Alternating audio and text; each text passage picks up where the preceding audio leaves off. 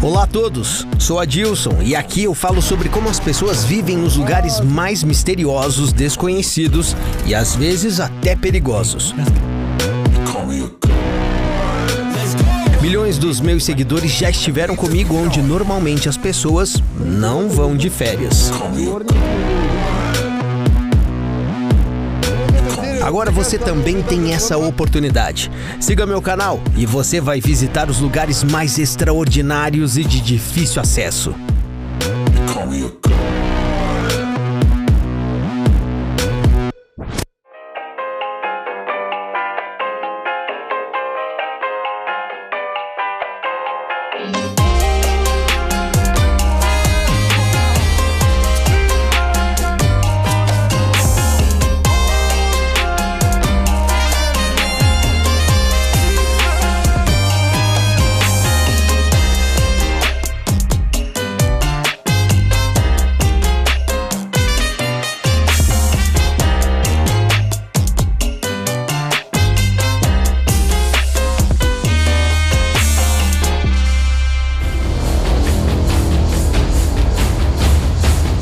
Sou Adilson e hoje estou em Cuba.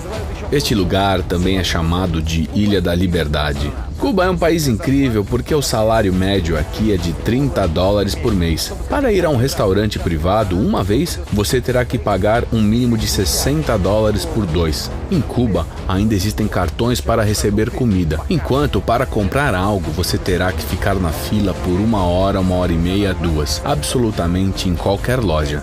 Não há McDonald's, Americano, Coca-Cola, IKEA ou Zara. Muitas marcas internacionais nunca apareceram por aqui e nunca foram ouvidas por aqui. Por mais de meio século, Cuba vive em condições de isolamento quase completo. Sanções internacionais bloquearam a chegada de alimentos, laticínios, carros, aviões, roupas, todos os tipos de eletrônicos americanos, como iPhones, que nunca foram oficialmente entregues aqui. Mas ainda vivem aqui pessoas que, apesar de tudo, conseguem sentar-se à noite com um charuto, ouvir boa música e desfrutar de vistas deslumbrantes sobre o mar do Caribe. Este é Adilson e é a vida real em Cuba.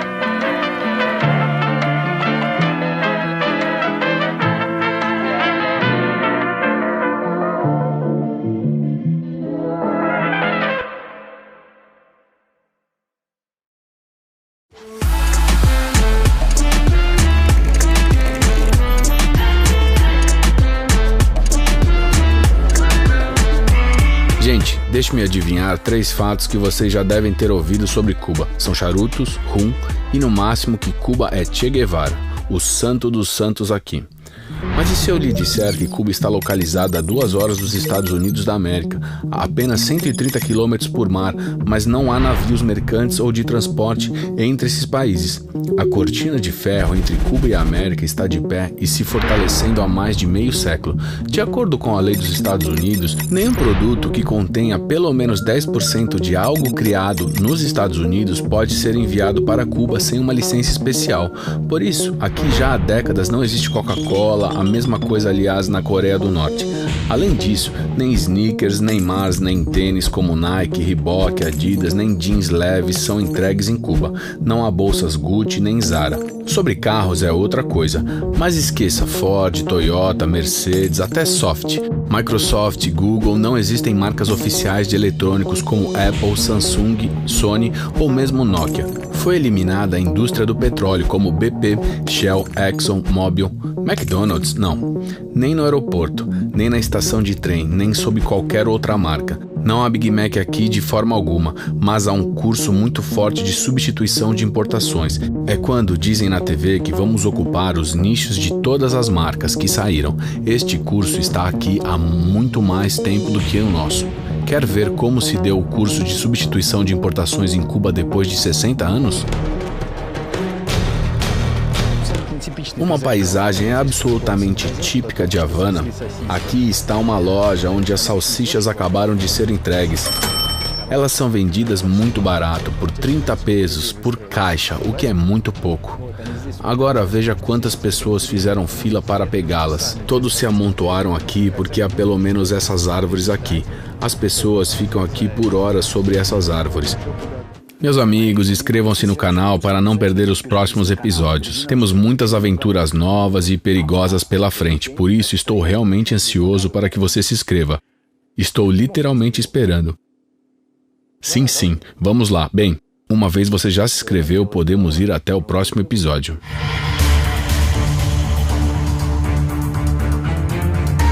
Esta é uma típica manhã de um cubano. Você se levanta, faz seus negócios, entra em uma fila, adia as coisas, entra na fila. Quanto mais tempo, mais saboroso deve ser aquilo que eles lá dão. Isso é, quando em uma loja onde não há nada, exceto cereais. De repente apareceu, por exemplo, carne. Então, no nosso caso, foram trazidas as salsichas. Quanto você pode comprar por pessoa? 2. 2 por pessoa. Mas não sei em que intervalo de tempo. É por causa dessas inovações por municípios?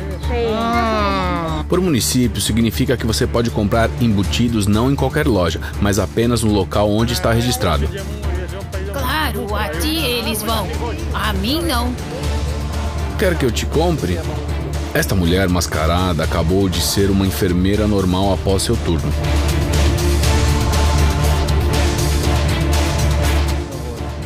Agora vamos tentar ir a esta loja e comprar. Vamos ver como será.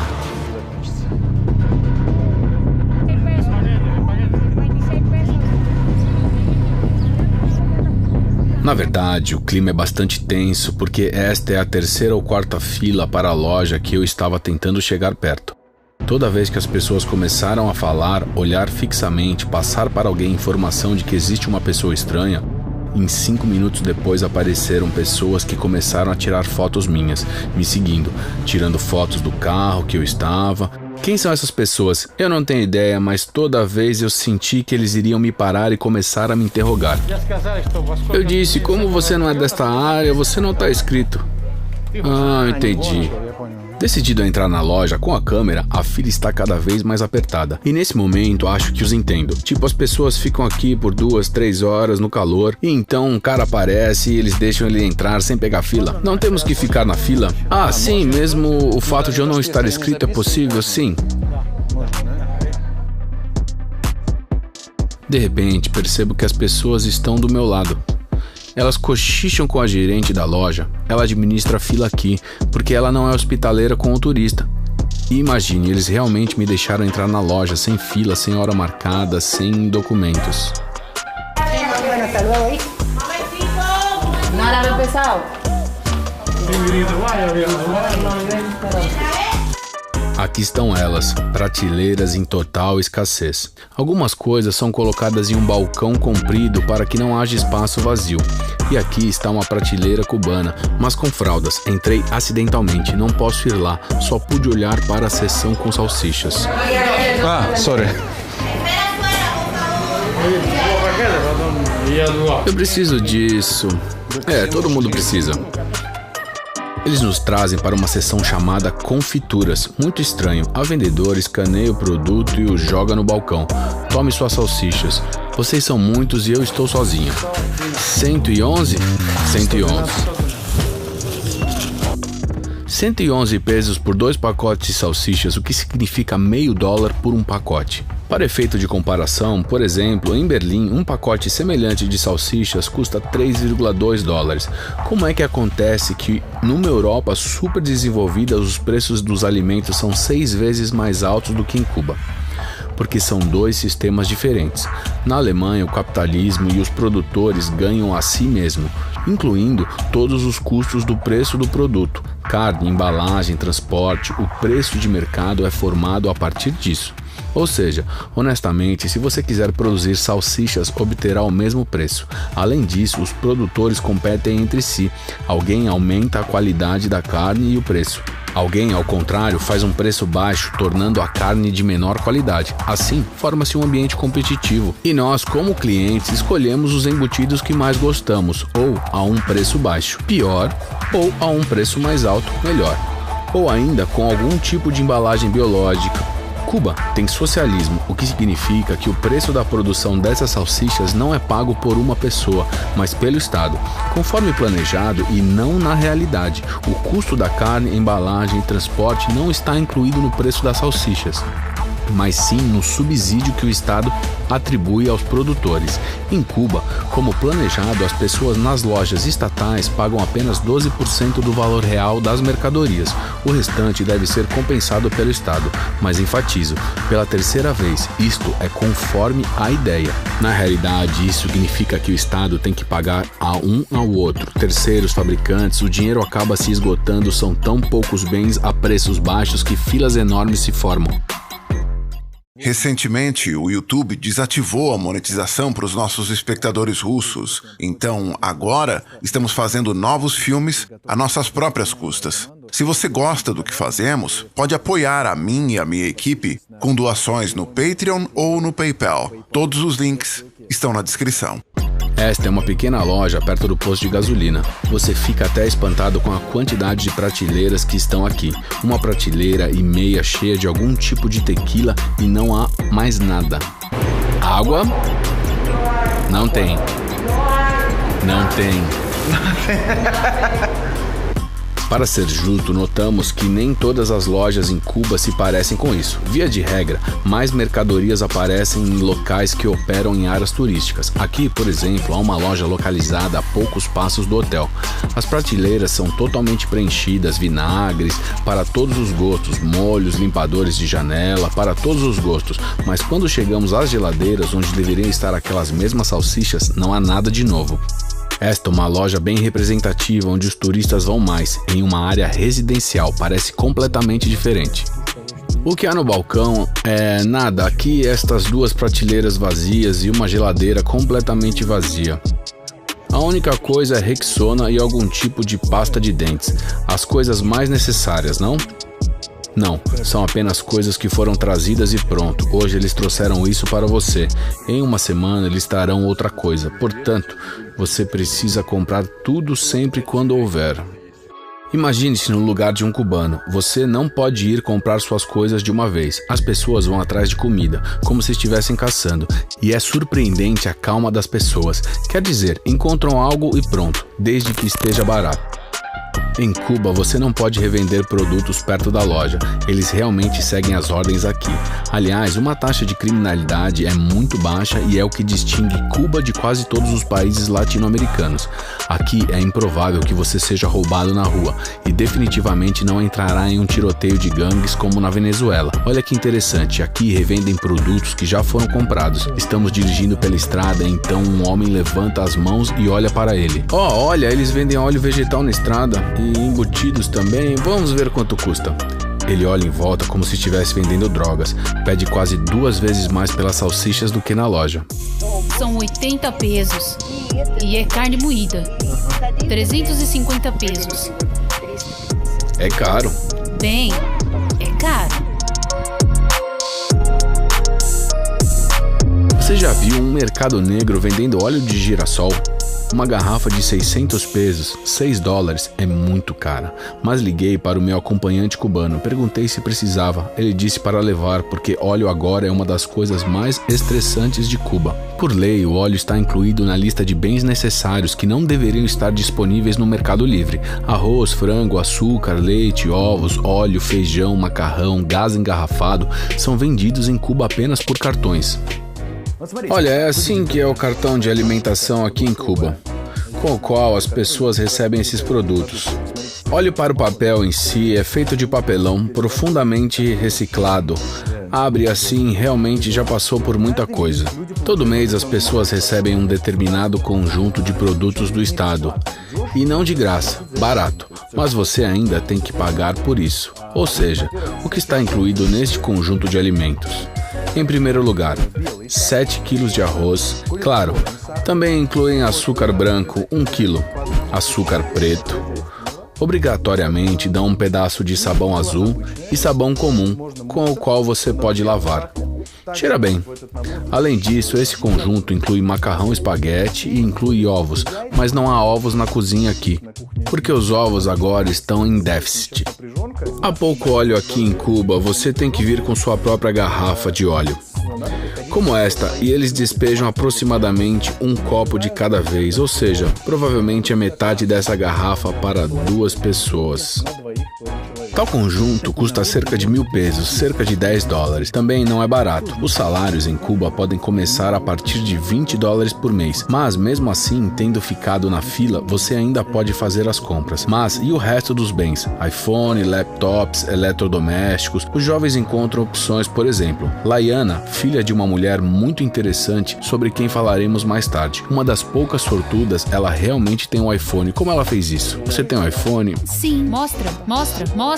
Olha isso. Não acontece com frequência. Mostra, por favor. Não, quase todo mundo aqui já tem um desses iPhones. Já quase todo mundo tem iPhones? Sim, é apenas o 6º. Ah, é o 6º? Não, é o 12º. 12º? Ah, tá, que legal. Diga-me como as pessoas compram iPhones em Cuba. Bem, eles estão bem mais baratos agora. Um desse, ou o 11, deve custar mais ou menos uns $450. Isso, uns $450. É, o 11º. E o último? O último deve custar uns $800. Isso, o 13º. Por 13? Por $800 pode ser comprado? Como se compra? Onde? Lojas locais? No Mercado Negro. Como assim? Nós temos um aplicativo que diz no site. Sim, no site, mas você pode baixar o aplicativo. Aqui em Cuba, a venda em segunda mão está muito desenvolvida. Os cubanos vendem realmente tudo. Eles realizam esses showrooms, exibem não apenas produtos, mas também coisas, por exemplo, roupas, sapatos, todos eles encontram compradores. Mas o pão de cada dia em Cuba ainda é uma prioridade e os cafés não foram cancelados. Os pacotes de alimentos vão não só para as pessoas, mas também para os restaurantes. Existem 2 tipos de restaurantes em Cuba, os privados e os públicos. Ou seja, o Estado realmente abre restaurantes, só para as pessoas irem. Para ser sincero, não são muitos. Cheguei a ir em um restaurante, mas os preços aqui são impressionantes. O que acham desses preços, amigos? Pratos enormes, quase meio quilo de camarão, $2. Ou churrasco de porco por pouco mais de $2. Há uma seção de descontos. Um bife de vaca custa $1,50. E uma dose de rum local custa 30 centavos de dólar. Você já viu esses preços em algum lugar? Para efeito de comparação, aqui está o preço de um restaurante privado em Havana. Um assado de carne custa $6,50 e por um prato de camarão já pedem $16. Parece que era bom nacionalizar todos os restaurantes e ir apenas os estatais, mas esses restaurantes têm outro lado. Em quase todos os restaurantes, logo trazem o menu e imediatamente dizem o que não está lá. Ou seja, nunca vi que tudo estivesse no menu. Então, me deram o meu menu e disseram que não há carne, nem frango, e nem arroz preto. E o maior problema das instituições públicas é a água. O restaurante em si é bem normal, mas aí eu vim lavar as mãos e aqui está a pia. Ela é assim, o grande problema do abastecimento de água. Em princípio, está em todos os lugares, mas aqui, você vê, eles decidiram não se incomodar e nem construir uma torneira, apenas um buraco na pia. Há uma garrafa, provavelmente já teve água aqui, mas agora não tem mais. O problema da água potável é que ainda é mais grave. É difícil encontrá-la não só nos restaurantes públicos, mas também nos privados. Por exemplo, fui ao principal restaurante turístico no centro de Havana, em frente ao Capitólio, o edifício mais conhecido de Cuba. Passei o dia todo andando no calor. Estou cansado, estou suando, preparei-me para uma conta cara. Eu pergunto, posso beber um pouco de água, por favor? Estamos sem água, dizem. E eu digo, como não há água? Não há. Bem, é isso. Não há água engarrafada, a água acabou. É tudo importado. Acabei de perder os nervos. Eu digo, como você pode não ter água? Eu simplesmente não aguentei. Eles despejaram água da torneira e jogaram gelo. Bem, obrigado por isso. Meus acompanhantes cubanos brincaram dizendo que me deram água do aquário. Mas a verdade é que é uma pouca piada nessa piada. Cuba é banhada por mares salgados por todos os lados, por isso é instalado um tanque no telhado de cada casa, que armazena tanto a água da chuva quanto a que é fornecida por tubos durante 4 horas por dia, às vezes menos, às vezes mais. As pessoas armazenam essa água com tanto cuidado que podem mantê-la em tanques por semanas. Imagine o que acontece com a água sob o sol escaldante se nada for feito com ela por uma semana. Ela começa a apodrecer, aparecem as larvas de mosquitos. Seria possível adicionar reagentes químicos que vão desinfetar a água, mas são todos trazidos de fora e não podem ser importados. Assim, os moradores aprendem a colocar peixes em seus tanques, que comem as larvas de mosquito, mas beber essa água é suicídio. Os cubanos não perderam a cabeça, nacionalizaram a fábrica que outra hora produziu Coca-Cola, Fanta e começaram a produzir suas limonadas sem americanismo. Não há Coca-Cola em Cuba. Bem, isso é aquela Coca-Cola específica que existe no mundo inteiro. Aqui não existe. Mas tem um análogo aqui, chamado Tu-Cola. Veja, o logotipo está escrito em uma fonte muito parecida com a da Coca-Cola. É vendida em garrafas desse tipo. Na verdade, a garrafa me lembra exatamente a que eu vi na Coreia do Norte. É muito parecida. Não sei se pode ser comparada, talvez seja um frasco idêntico. Primeiro é um adesivo, viu? Flutuante, mas ao mesmo tempo existe um código, um QR Code. Curiosamente, na Coreia do Norte havia um código QR Code na garrafa, embora não haja internet no país, e aqui em Cuba existe a internet, mas os caras decidiram que poderiam fazer sem um código QR, um QR Code. A produção local engarrafada é feita em Havana, bem como se Cuba fosse o berço do rum, que em geral é constantemente bebido com cola. Portanto, parece-me que eles definitivamente devem saber muito sobre cola. Agora vamos começar.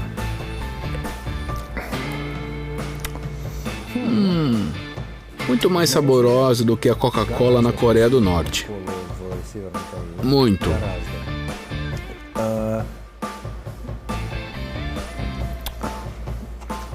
Muito francamente, lembra o sabor da verdadeira Coca-Cola, ou seja, da Coca-Cola americana. Aqui você pensa que essa Coca-Cola é real. Parece que seria fácil lançar essa coca e construir o socialismo, mas os problemas começaram com as garrafas. A matéria-prima para as garrafas plásticas é ocidental e sua oferta diminuiu. As tampas de garrafa também são importadas. Como resultado, nos últimos 4 anos, a produção cubana de limonadas e água engarrafada diminuiu 10 vezes. Então você precisa ter muito cuidado com as bebidas em fast food local.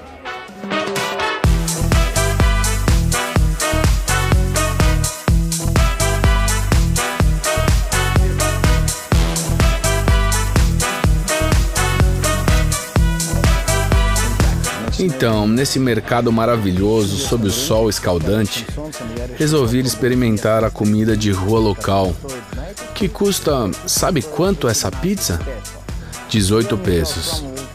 Eu não como nada desde de manhã, e é realmente como a minha pizza da escola, só que com algum tipo de poeira, parece. E isso é suco de limão. Você pergunta por que eu bebo suco de limão com esse calor? Não há água. Então estou bebendo esse suco que parece limão, mas na verdade tem gosto de...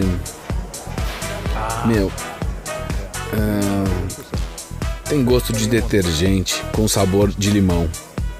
Mesmo assim, um pesadelo. Oh meu Deus, quanta química, que nojento. Não, a pizza é deliciosa, pode comer por 18 pesos.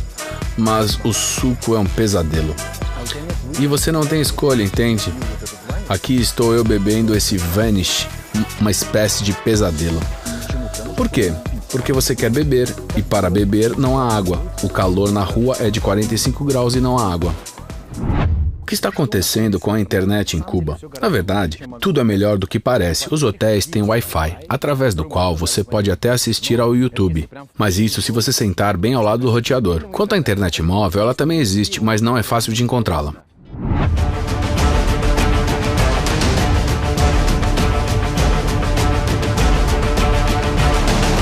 A propósito, sério, removedor de manchas Vanish de verdade em Cuba também não existe, pois a marca foi propriedade de uma empresa americana por muito tempo, agora pertence à Holanda. Você conta e enlouquece quantas restrições esse país tem. Em algum momento você se pergunta, Senhor, o que esta pequena e bela ilha aparentemente inofensiva, Ilha de Cuba, fez para estar imersa não apenas em sanções, mas em um bloqueio completo? Isso se deve a uma operação militar que começou aqui há 60 anos. Aqui no centro de Havana, um míssil soviético ainda está preservado. Aqui está, R-12, que poderia transportar uma ogiva nuclear e foi direcionado para Washington, um foguete que em geral mudou o rumo de toda a história do século XX. Na década de 60, o mundo está à beira de uma guerra nuclear. 15 anos desde que a Segunda Guerra Mundial terminou e Hitler foi derrotado. A União Soviética e os Estados Unidos começaram a competir entre si. A Guerra Fria chega ao ponto em que Washington implanta mísseis na Turquia que atingem Moscou. A União Soviética está procurando uma oportunidade de enviar mísseis para os Estados. Mas isso requer um país com a mesma opinião, cujo governo também odeia os Estados Unidos e seja próximo dos Estados Unidos. E de repente acontece que a 100 quilômetros da costa americana está a Ilha de Cuba, onde acaba de acontecer uma revolução e Fidel Castro chegou ao poder. Ele, junto com Che Guevara, derrubou o ditador militar maluco Batista e estava procurando um patrono. O mundo está tão organizado que os pequenos estados são forçados a ser amigos de um grande país. Assim, os americanos se recusam a cooperar com Fidel e a União Soviética emite um empréstimo de 100 milhões de dólares, depois ajuda na construção, a reconstrução, o da indústria, do abastecimento e do comércio entre os países começa a somar bilhões. É quando, no ano de 1962, Moscou procura um lugar para colocar mísseis direcionados a Washington. Cuba acaba sendo o lugar ideal. A operação para enviar mísseis soviéticos a Cuba foi mantida na mais estrita confidencialidade. Embora fosse muito difícil de fazê-lo, você pode imaginar, 85 navios partem da União Soviética de 6 portos diferentes, enquanto os capitães desses navios não sabiam até o último momento para onde estavam indo. Eles receberam um envelope que teve que ser aberto quando já estavam no mar, na presença de um cara que é agente da KGB, que certificou-se que ninguém tivesse nenhum comportamento antissoviético, seja em pensamento ou em conversas. Assim, na presença de pessoas especiais, os capitães dos navios abriram os envelopes e foram para Cuba. E também foi dito no envelope que foi ordenado evitar o contato com os navios da NATO. Os capitães dos navios de carga seca soviéticas tinham certeza que iriam com uma carga secreta para Chukotka, mas no envelope estava Cuba. Todos os mísseis e equipamentos foram entregues e implantados com sucesso na ilha. Então começou o mais interessante. Como o americano serviço de inteligência, claro, sempre havia pessoas que observavam o que estava acontecendo aqui na costa americana. E eles notaram que em algum momento as pessoas aqui em Cuba, os militares começaram a jogar não beisebol, como costumavam jogar, mas sim futebol. Porque, em princípio, os cubanos nunca jogaram futebol e, ao mesmo tempo, os russos amavam muito futebol, os militares soviéticos. Então, eles começaram a observá-lo mais de perto. O primeiro avião foi enviado e mostrou que nenhum míssil ofensivo foi encontrado aqui. E isso foi imediatamente relatado a Kennedy, e ele relaxou. Mas aquilo era apenas o começo. Os americanos ainda encontraram os pontos de lançamento dos mísseis soviéticos. Entendem que estão literalmente a 20 minutos das bases militares dos Estados Unidos e surge uma terrível ameaça. Fidel acredita que se um míssil não for disparado contra os Estados Unidos, os americanos serão os primeiros a invadir a ilha e começar a destruir equipamentos dos soviéticos no solo.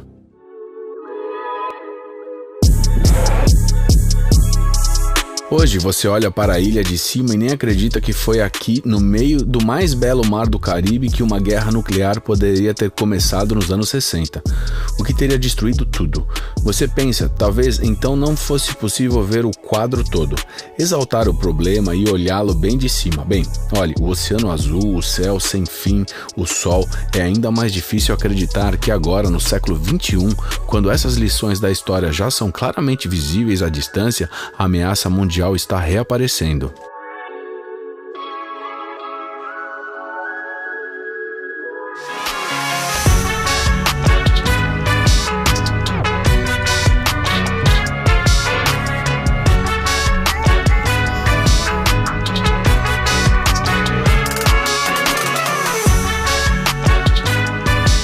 vida na ilha parece estar ao seu redor e você parece ser, você sabe, um fantasma transparente, através do qual os carros do passado sussurram.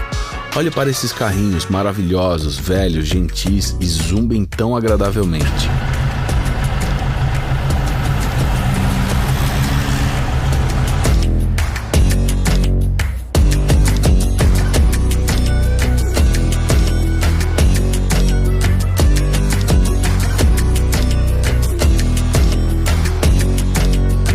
Você respira a noite na praia de Havana e parece se mudar para algum filme americano muito aconchegante. E agora, Frank Sinatra sai de esquina em um Lincoln ou um Cadillac.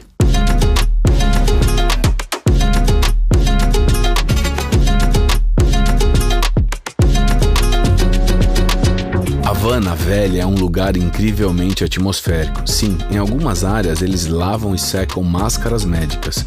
Mas você se aproxima do centro e tudo é diferente. Cheira tanto a mar quanto a algo frito. Alguma comida está sendo preparada. Numa casa velha, veja, arte de rua, Salvador Dalí. E a salsa está tocando no alto-falante numa esquina. Você olha para o pátio e lá uma cubana temperamental repreende alguém tão atmosfericamente que ela até pulou da cadeira.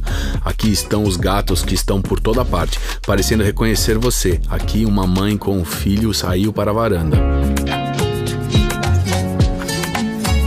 Antes de tudo, você precisa fazer o check-in no hotel.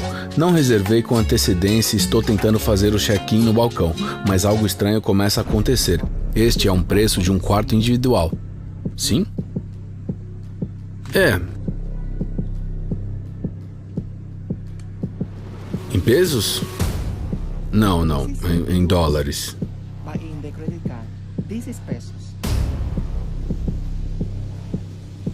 1.000 por noite? 1.000 por noite? Você está falando sério? Sim, 1.000 por noite.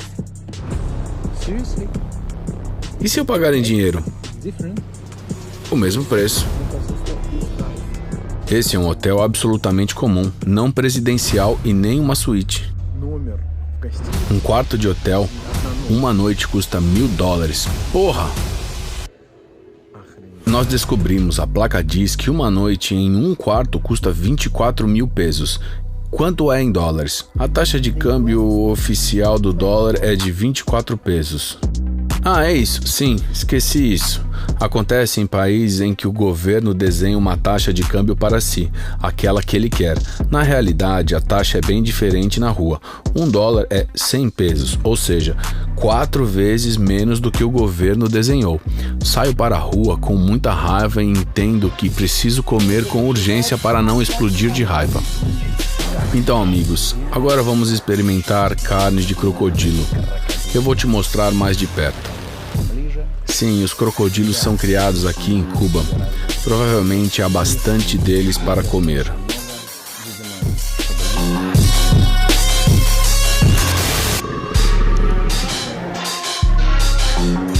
Vamos provar.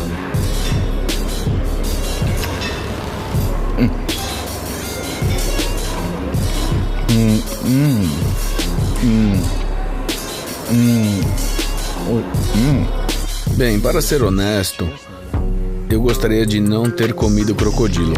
Em primeiro lugar, o gosto, a estrutura da carne, olha, é muito estranho porque, sabe, parece que se desfaz. Ou seja, você costuma comer carne bovina, sente que a peça é mesmo mármore, que mantém a forma na boca por muito tempo. Você mastiga, é difícil para você mastigar, mas aqui você praticamente não precisa mastigá-lo. Você faz 2 crack e tudo. Honestamente, eu não gosto nada disso.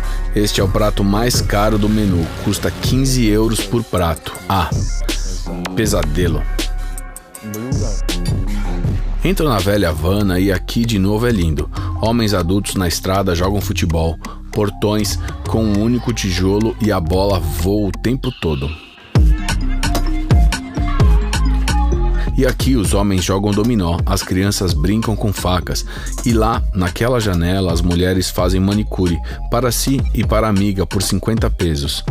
Dê uma olhada nessa aconchegante janela da cozinha, que foi convertida em uma mini vitrine, há cabines à venda, pentes e espremedores.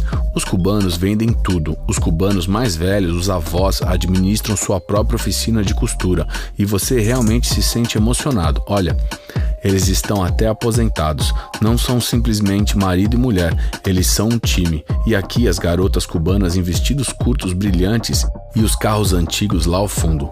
Não vai conseguir parar de olhar para tudo isso.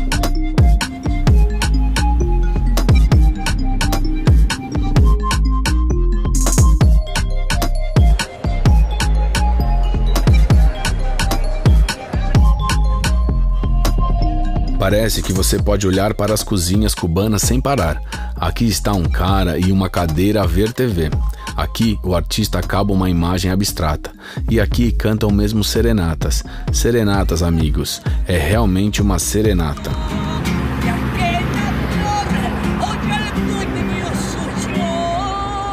Quero fumar um charuto e beber algo doce, azedo como café, por exemplo.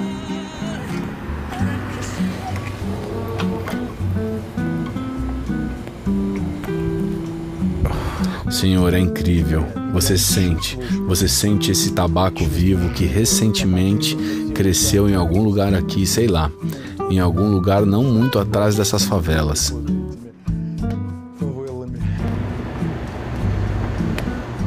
Em algum lugar no maravilhoso solo cubano, porque, a propósito, e realmente vou te dizer que muitos países grandes, fabricantes, realmente tentaram recriar os charutos cubanos. Até certo ponto, sabe? Eles fizeram a mesma composição do próprio charuto, o tabaco é esmagado exatamente da mesma maneira, na mesma quantidade. Além disso, plantaram o tabaco, até tentaram plantar em outros países, nas mesmas condições, temperatura, umidade, tudo foi observado e nada funciona. Em nenhum lugar do mundo, exceto aqui em Cuba, você tem um clima tão ideal para o cultivo de tabaco.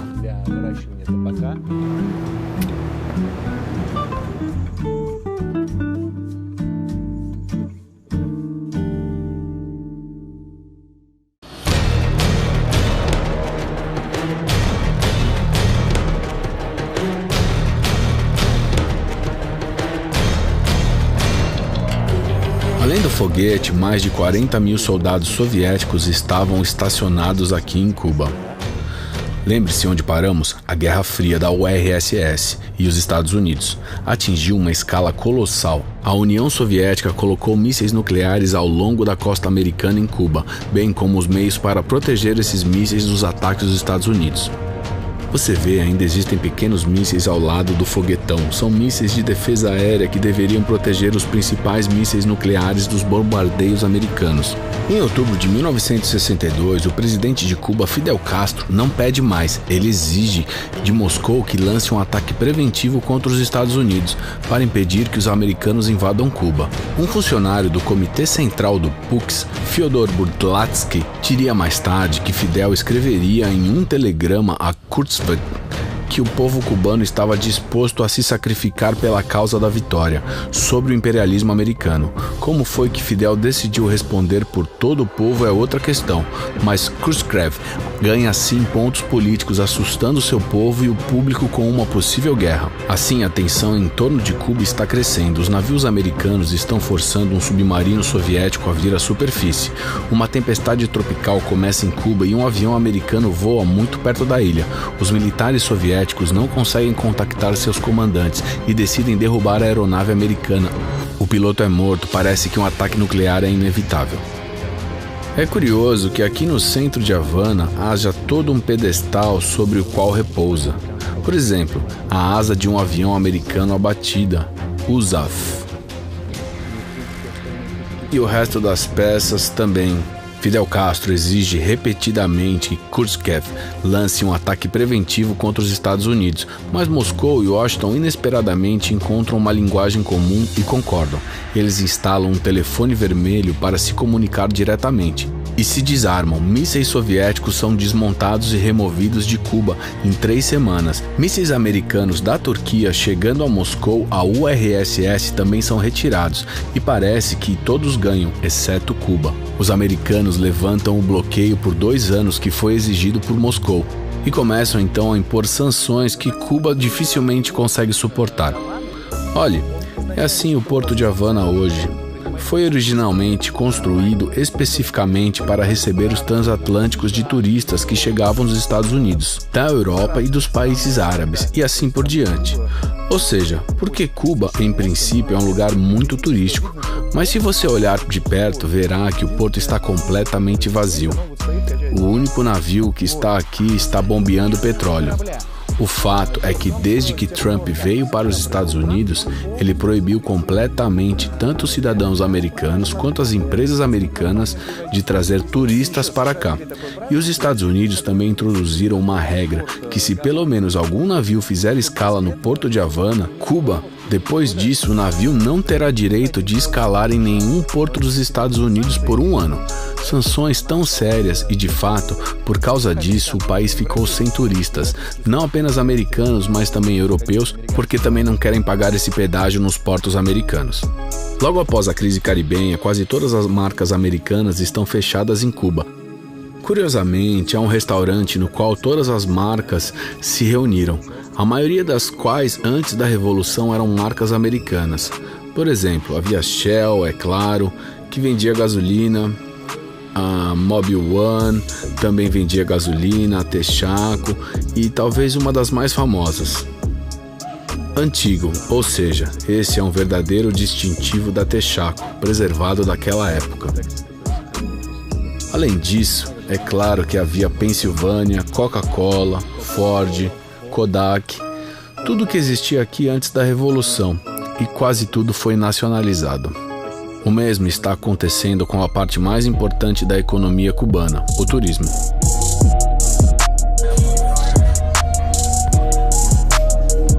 Se você gostou do filme, pode agradecer a mim e a minha equipe com uma doação no Patreon ou no PayPal. Assim, podemos gravar ainda mais novos vídeos legais para você. Os links para a doação estão na descrição. Como resultado, Khrushchev, que na verdade usou Cuba para assustar os americanos, decide retirar os mísseis de Cuba por conta própria, sem sequer consultar Castro, o que alguns consideram uma traição ao URSS. Especialistas soviéticos, no entanto, continuam trabalhando em Cuba até o colapso da URSS, mas esse entusiasmo nas relações entre Moscou e Havana agora não é mais observado. É possível restabelecer as relações com os americanos. Depois disso, então, os cubanos usam o que eles têm, a indústria automobilística soviética, o sistema soviético de cartões e a ideologia soviética do socialismo, construída sob o princípio de com qualquer um, menos com os americanos.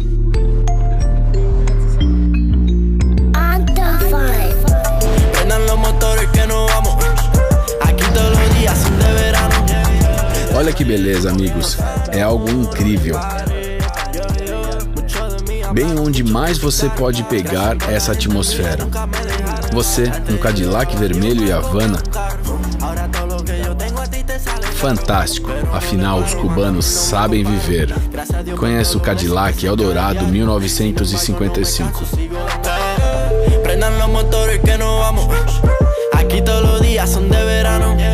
Você parece estar sentado em algum tipo de diner. Não sei, tipo, você pediu hambúrguer e neste exato momento você entende que todo esse mundo de brilho é aqui, está aos seus pés, e você está aqui para passear por Cuba em um grande carro, para mostrar-se a todos, para todos olharem o seu carro.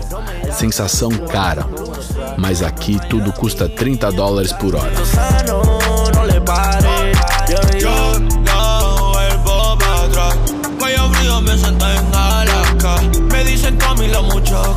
Um sucesso absoluto daqueles tempos, com o know-how técnico da época, suspensão autonivelante, direção elétrica, é dos anos 60. Ao mesmo tempo, apareceram a memória dos bancos, o controle climático de 2 níveis e controle de cruzeiro. By the way, Frank Sinatra realmente tinha um Cadillac, e até mais que um. Amigos, esse é um sentimento inexplicável. Este é um iate. Este é um verdadeiro iate. É legal que o carro quase não vá para frente, ou seja, sempre que vai para a esquerda ou para a direita. Então você tem que girar o volante o tempo todo. E também é incomum que eu não veja espelhos absolutamente. Eles são pequenos e instalados para a beleza, então você precisa voltar o olhar para as sensações. São incríveis. Olhem, Elvis Presley está aqui. No filme Ocean's 11 de 1960, o senador também aparece em um Cadillac Eldorado. Preste atenção, o volante é enorme, ou seja, é muito maior do que o dos carros convencionais. Não sei porquê, mas aparentemente eles construíram assim antes. E um detalhe interessante é que preste atenção no velocímetro. Ele é tão antigo, mas viu? Ela é toda brilhante.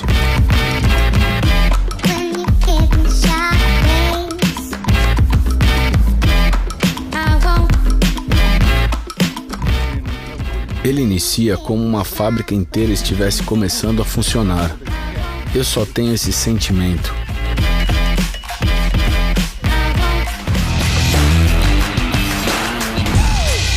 O preço de tal cartão postal é na verdade $30 por hora, ou seja, o mesmo salário médio mensal em Cuba. Por que tão caro?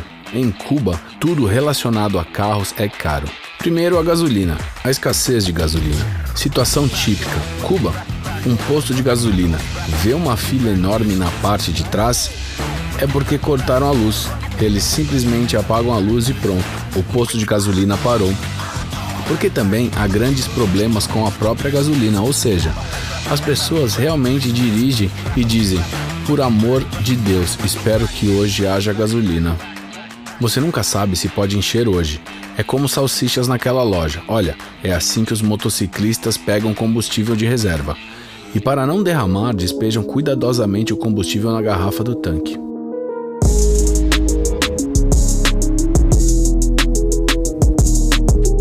Bem, este é um carro Chevrolet.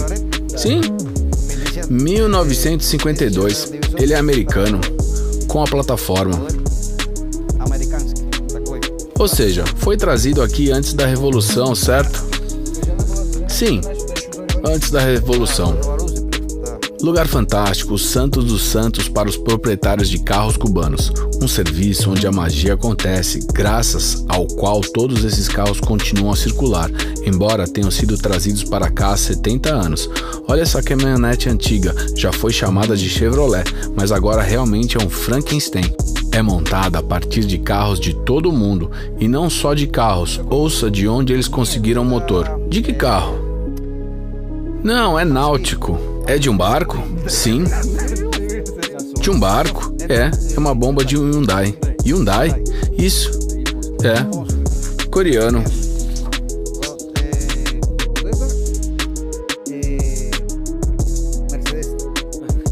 Essa aqui é Toyota. É, Toyota. Esse cubano maravilhoso se chama Eduardo. Você sabe por quanto ele comprou sua caminhonete, que ele dirige por muitos anos? Por $3.000. Ela apodreceu no quintal do dono anterior. Você sabe quanto custa esse carro agora? Entre $35 e $40.000. Em Cuba, um carro pode custar mais do que um apartamento. Estou absolutamente falando sério. Por quê? Porque quase todos os carros foram trazidos para a ilha antes da Revolução, ou seja, 60 anos. Além disso, apenas os soviéticos e russos foram importados. Depois disso, bem, não. Claro que existem, e hoje existem muitos carros modernos, mas no entanto, uma parte muito grande dos carros em Cuba foi trazida aqui há meio século, ou seja, antes da Revolução. Portanto, digo sério, que em Cuba um carro pode custar mais que um apartamento. Sério, ou seja, um apartamento pode custar de $5 a $10.000. Um carro como esse custa $30.000. Mas ao mesmo tempo, essa é uma máquina na qual, pelo menos uma vez por semana, você precisa arranjar para que funcione normalmente. Portanto, quase todos os cubanos são homens que têm carros. Todos sabem consertá-los, sabem como descobrir, porque pelo menos uma vez por semana você precisa deitar embaixo dele, porque pelo menos uma vez por semana o carro quebra. Imagine como seria consertar um carro europeu em um país que não houvesse um único serviço nem um único revendedor, ou mesmo qualquer empresa que pudesse realmente encomendar peças sobressalentes da fábrica. Além disso, todos os sites dessas empresas que publicam instruções e manuais de reparo também estão escondidos dos cubanos. Ou seja, eles só encontram, por assim dizer, certo, na internet. Ele faz tudo sozinho, claro. Onde ele estudou? Estudou no Instituto para ser mecânico. É por isso que as estradas em Cuba estão vazias.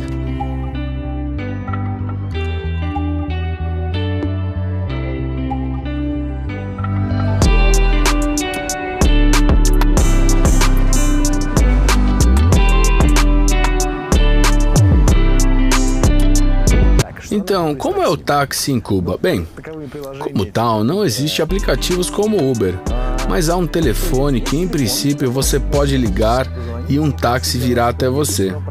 Mas o problema é que será bem caro e, o mais importante, demorado. 40 minutos para esperar com certeza. Então, se você quer um táxi, basta sair na estrada e realmente levantar a mão, como quando você era criança e esperar. La cubre. La cubre. Esse é caminhões. Sí. Caminhones. Havana Vieja. Sí, Havana Vieja, la cubre, los caminhones. O taxista diz que vamos community. Parece que vai pegar alguém e sim, vai pegar. Veja que legal, formou um táxi-ônibus. Pessoas sentam-se na parte de trás e na frente, legal, sério. Assim, como um micro-ônibus, enquanto o preço é absolutamente de táxi. Ou seja, eles queriam cobrar 1.000 pesos. Eu digo, vamos por 500 pesos. Esse é o preço real de um táxi. Ele diz, sim, ok, vamos. Ao mesmo tempo, o preço para os cubanos é de 50 pesos. Para evitar que o motorista fique entediado, ele leva consigo um amigo que atua como revisor. Ele anda com o motorista no banco da frente. Mas ao mesmo tempo, se o táxi estiver cheio, ele muda para trás. E se está lotado aqui, então, olha, pega um mini banquinho e senta no meio do carro. E eu me pergunto, como o motorista do nosso micro-ônibus resolveu a questão de resfriar sua água? Olha, ele pendurou a garrafa fora do carro. Na verdade, vamos visitar a proprietária do apartamento na prestigiada área de Havana. Natalie está esperando por nós. Olha, ela me joga a chave da porta da frente da varanda. Você entra no elevador e aperta o 3º andar. Tá bom. Eu estou no 4º andar, é o nosso 3º. Ok, tá bom. Toma. Vou pegar. Muito bem! Natalie vive na mesma velha Havana onde vimos Salvador Dalí, gatos e mulheres em saias curtas. É muito interessante como os apartamentos parecem aqui. Você sobe até a entrada, depois o elevador, que a propósito funciona. Olá! Olá, olá, olá, olá! Venham, venham, venham! Cachorrinho? Natalie é da URSS, cresceu na Letônia, onde se casou com um estudante cubano. Aos meus 17 anos, eu me apaixonei tanto.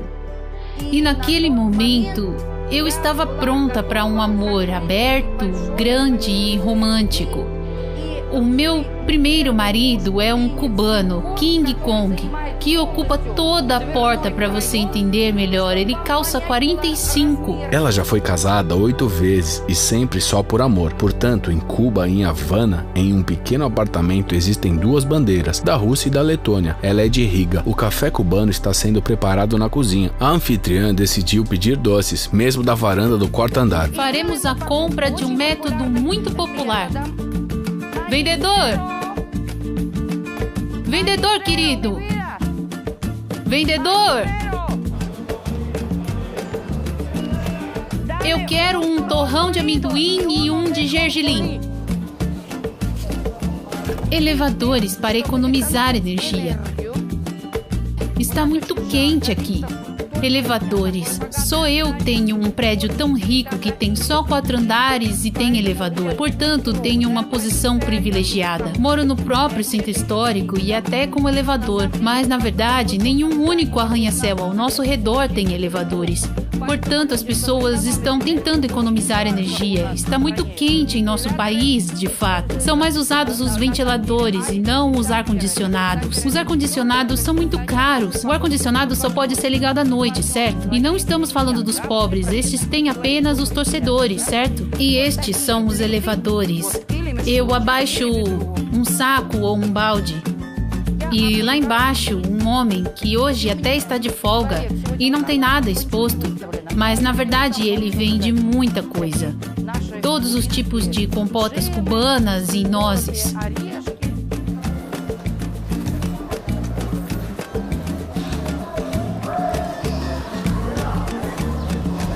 $50 por ambos? Obrigada, querido. E o elevador sobe e você não precisa correr para baixo.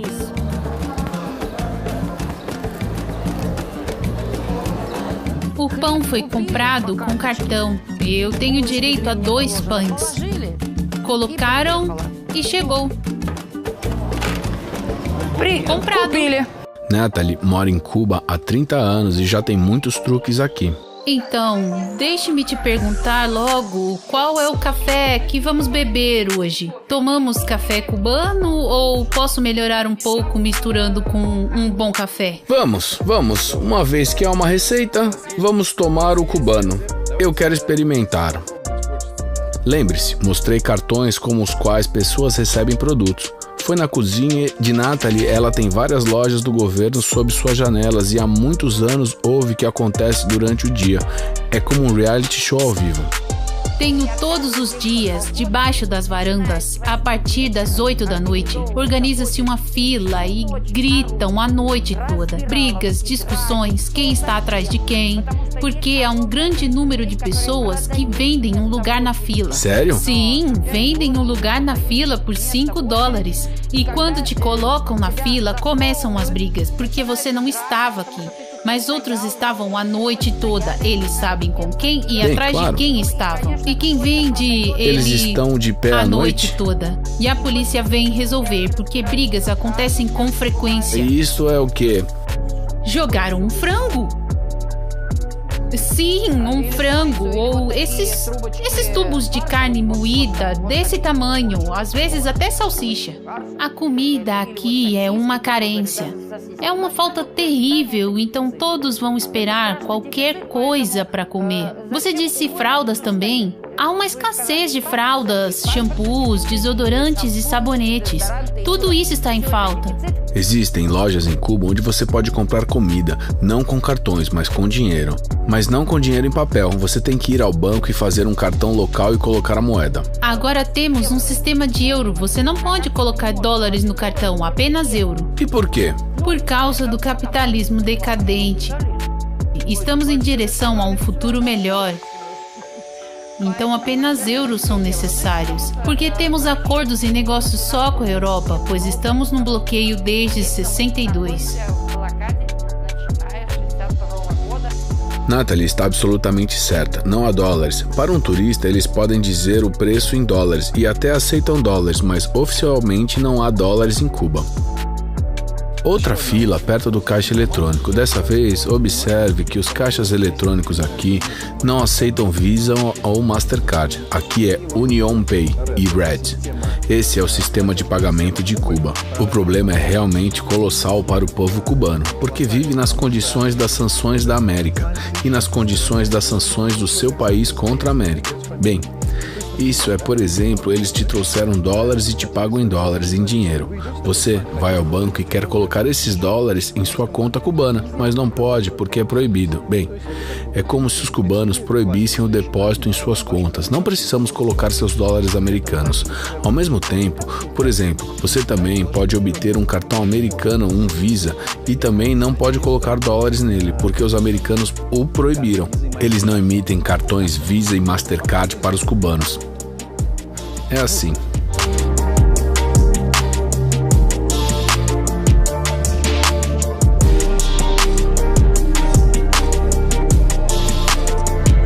Tudo isso foi feito à mão.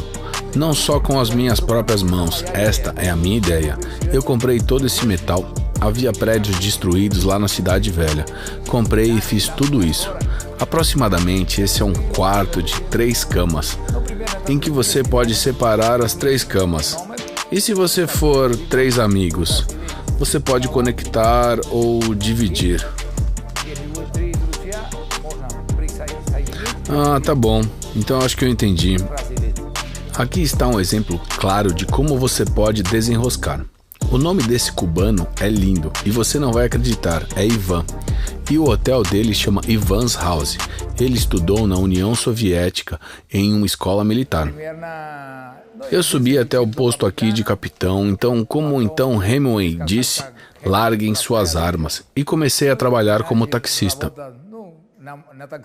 Ivan é um exemplo incrível de determinação. Quando começou a trabalhar como taxista, comprou um carro, depois um segundo e agora está envolvido em mini hotéis. Ele compra apartamentos, faz reparos e organiza o negócio. Quanto você recebia por uma noite de motorista de táxi? $50, $100. Uau! Ou seja, você economizou dessa forma para um negócio? Sim. Exatamente, investi esse dinheiro para comprar uma casa. Então organizei um grupo de construtores, liderei o grupo, consertei casas. Disseram que não há negócios em Cuba, ou seja, tudo é estatal. Antes era, mas agora há uma oportunidade de fazer negócios, quase 90%. Sério? Sim. O que pode ser feito? Você pode comprar uma casa, consertá-la, organizar um pequeno hotel, por exemplo. Eu tenho 10 quartos aqui, um pequeno restaurante, banheiros pequenos, tudo para viver normalmente. Existem cooperativas. Nós cubanos comuns de nossa geração que estudaram na União Soviética, nos chamamos de soviéticos ou russos. Os cubanos nos chamam assim, porque eles disseram que tínhamos neve em nossas cabeças.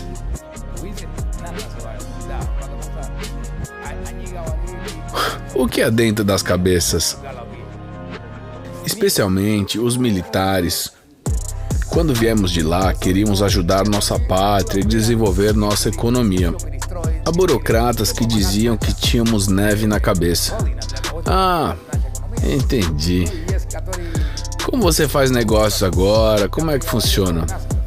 Agora existe a possibilidade de fazer quase tudo. Ou seja, você tem que pagar o Estado por uma licença, certo? Sim, uma licença. Paga impostos e você pode desenvolver. Você pode fazer o seu próprio negócio. Os empresários cubanos devem pagar uma taxa de 10% a 35%. Começou muito recentemente. Mesmo assim, antes havia o socialismo, mas agora eles decidiram adicionar um pouco de capitalismo. Os negócios privados estão muito bem, muito desenvolvidos. Eu não vi isso em nenhum lugar. Como está o desenvolvimento dos negócios privados? Aqui. Olha, as pessoas têm uma casa particular e podem vender algumas coisas 3 dias por semana que acabaram de encontrar. Aqui, por exemplo, olha, eles têm alguns brinquedos expostos. Aqui eles estenderam calças, camisas, vestidos, está tudo lá. Aqui são coisas mais sérias mesmo. Temos sapatos, aqui os preços são maravilhosos, olha, 900 pesos, ou seja, $9. Zara? Estes são mais simples, tipo para o fim de semana, 400. Ou seja, na verdade, $4. Imagina? Onde você pode encontrar um presente para sua namorada por $4. Só aqui. Imagine o que Ivan teria alcançado se não houvesse bloqueio, sanções econômicas e o governo cubano tivesse tomado um caminho diferente. Eu acho que se você trabalha bem, é fácil pagar impostos. Agora temos pouco turismo, as pessoas não querem pagar impostos, não querem comprar comida. Eu sei que é uma falta de comida. Se você procurar bem, encontrará tudo. É difícil encontrar queijo e leite aqui, mas você encontra de tudo em Cuba. Com dinheiro você encontra de tudo. A possibilidade de achar tudo é claro inspirador, mas quantas pessoas são como Ivan? E é necessário viver em um regime tão difícil para fazer negócio? Você vai dizer que é possível aguentar, amigos, mas se usarmos essas categorias, você sabe, é possível aguentar na Coreia do Norte também. Conhecer alguns generais, dar-lhes o dinheiro, construir um negócio, mas a maioria das pessoas são simples, assim como você e eu, mas isso não significa que eles merecem viver na pobreza. Na minha opinião, quanto mais fácil para um cidadão comum viver com abundância no país, melhor o sistema funciona. Esse é um indicador real.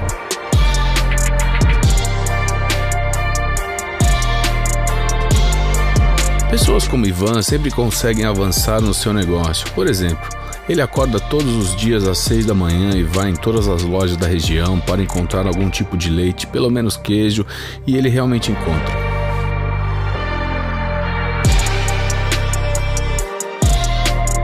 Quase ao nível de queijo derretido. Um dos mais baratos, mas pelo menos é alguma coisa. porque não há absolutamente nada. Portanto, devido à falta de gorduras assim, como leite, iogurtes, kefir, queijo cottage, não há nada. Não há nada. Natália vive no socialismo cubano há 30 anos e fala sobre isso sem embelezamento. A medicina, por exemplo, dizem que deveria ser gratuita. Bem, digamos que o terapeuta encontrou algum problema mais sério. O que acontece a seguir? Eles te dão um encaminhamento para a clínica. Você vai para a clínica distrital. Se o posto distrital te falar que você tem que fazer exames aqui, mas a gente não tem esse reagente, você vai para o hospital. A policlínica te dá um encaminhamento para o hospital.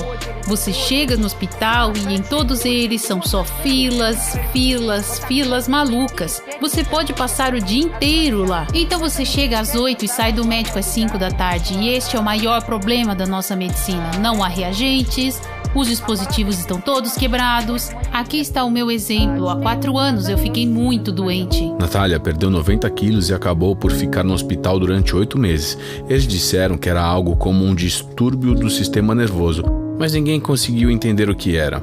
Os médicos simplesmente não sabiam o que fazer comigo e, o mais importante, não sabiam como me tratar. Porque não tem remédio, não tem aparelho que me foi prescrito, não tem procedimento que me foi prescrito. Não há isso, não há aquilo, não há nada, nada mesmo. E quando chega a hora que eles percebem que você não pode passar sem uma cirurgia, você precisa fazer uma cirurgia. Começou o problema seguinte: os médicos precisam de uma tomografia. É quando todos os órgãos do corpo ficam translúcidos. Mas no hospital onde Natalie estava não havia tal aparelho, eles também são todos ocidentais. E fui enviada para outro hospital e recebi alta do hospital. Por 2 semanas, dizendo em texto simples: por favor, resolva este problema você mesmo. Compre. Aqui está em texto simples. Compre. Dê subornos. Procure pessoas que você conhece. Não há clínicas particulares onde se possa encontrar tal aparelho, pagar dinheiro e fazer exames. Então, para fazer isso em um hospital do governo, você tem que conhecer alguém que conhece alguém e assim por diante. Mal andei, mal me movi. Claro que não tenho carro, foi tudo de táxi. E claro, tudo isso depende de um certo lugar, porque ele não é um comerciante privado. Ele não tem permissão para dirigir até lá. E pronto, meu marido me carregou, eu andei ali pelos cantos do hospital e vomitei. Descobriu-se que há um departamento na cidade onde a tomografia pode ser feita, mas há uma fila e novamente você precisa conhecer todos os tipos de pessoas. Foi uma sorte. Um dos 8 maridos que Natalie tinha se mostrou muito engenhoso. Ele então estudou nos cursos de cabeleireiro e, é claro, tinha um jaleco branco. Como um médico, então ele usou. Eles nem me pediram documentos para entrar no hospital e ele foi direto para a enfermaria. E eu percebi que este truque acaba abrindo portas nos momentos certos em que você não pode entrar. E assim, já que ele conseguiu, ele disse: vou colocar um roupão de novo e vou para aquele hospital e dizer que faço estágio, que sou um aluno, e eu vou pedir. E realmente ele conseguiu. E desta forma... Você fez uma tomografia? Bem, claro, demos dinheiro também.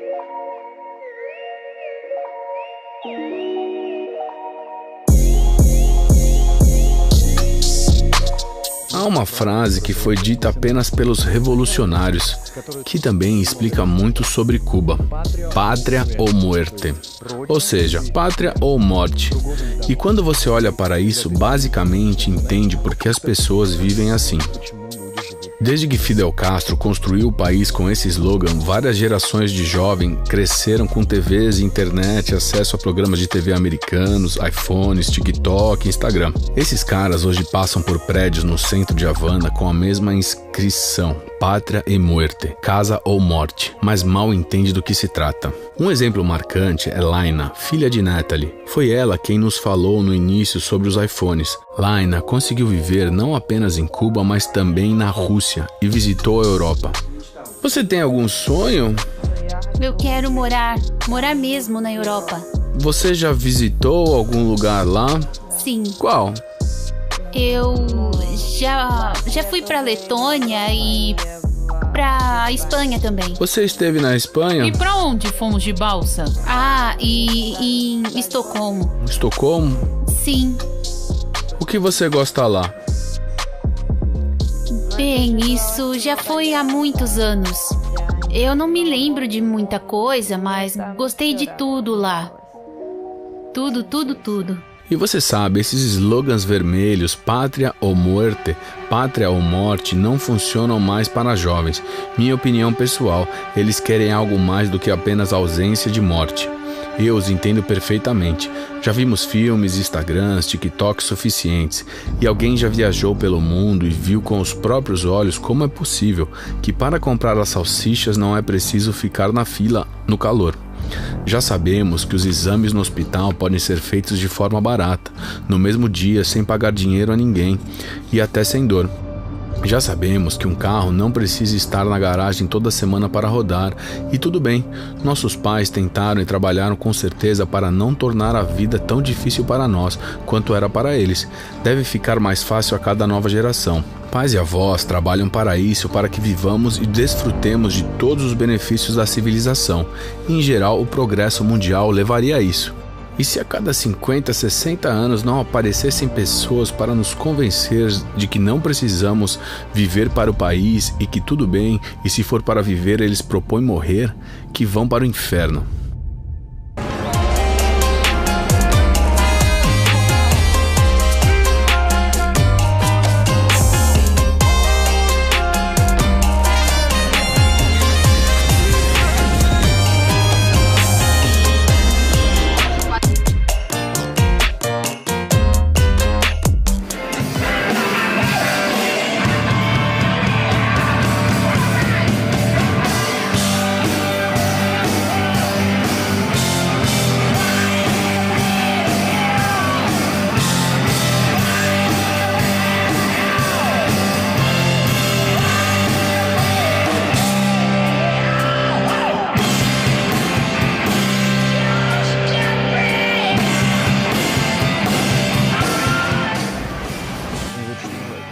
E essa sensação incrível quando você se senta à noite, e é o que me apaixona aqui em Cuba, é o ar.